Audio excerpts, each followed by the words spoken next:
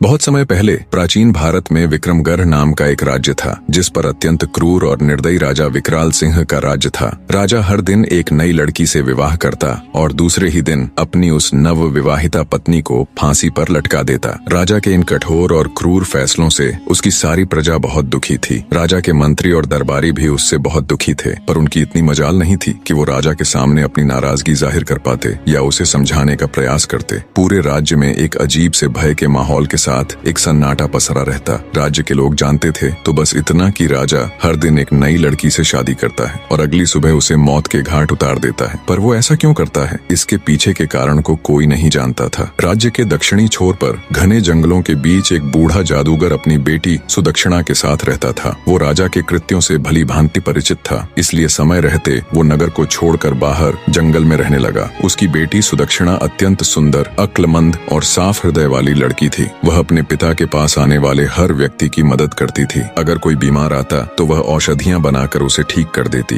अगर कोई दुखी आत्मा उसके पास आती तो वह अपनी बातों से उसे सुकून देती। एक दिन जब जादूगर को किसी कार्य से नगर जाना था तो सुदक्षिणा भी जिद करके उस दिन अपने पिता के साथ चल पड़ी। जब दोनों नगर के प्रवेश द्वार पर पहुंचे तभी नगर से रोते बिलखते, राजा को बद्दुआएं देते लोग आज फिर से उसके द्वारा फांसी दी गई एक लड़की के शव को उठाए आ रहे थे। बूढ़े जादूगर ने उनको देखा तो उसको सारा माजरा समझते देर न लगी। उसने तुरंत अपनी बेटी को वहां से चलने के लिए कहा, पर सुदक्षिणा ने जब उन रोते बिलखते लोगों को देखा तो उसका हृदय द्रवित हो उठा। वो बोली, नहीं पिताजी, पहले मुझे ये जानना है कि ये लोग क्यों इतने दुखी हैं और क्यों ये राजा को भला बुरा कह रहे हैं। जादूगर के बहुत समझाने पर भी वो वहां से नहीं गई। कुछ लोगों से जब उसने इसका कारण पूछा तो लोगों ने उसे एक बार के लिए अजीब निगाह से देखा और बोले, क्या तुम्हें कुछ नहीं पता? सुदक्षिणा के मना करने पर उन लोगों ने अपनी पूरी पीड़ा भरी दास्तान उसके सामने कह सुनाई। सारी बात सुन सुदक्षिणा एकदम सन्न रह गई। कुछ देर बाद वो अपने होश संभाल अपने पिता से बोली, पिताजी, मैं राजा के साथ विवाह करना चाहती हूँ। बेटी के मुख से ये बात सुन जादूगर सकते में आ गया और बोला,